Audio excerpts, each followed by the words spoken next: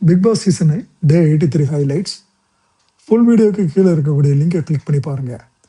இன்றைக்கி நடந்த எபிசோடில் பார்வதி வந்து பயங்கரமாக எக்ஸ்போஸ் பண்ணப்பட்டார் விஜய் சேதுபதினால். பார்வதி தான் செய்ய வேண்டிய வெசல் வாஷிங் வேலையை வந்துட்டு சுபிக்ஷா வச்சு செஞ்சது. அதற்கு கமருதீன் வந்து துணை போனது.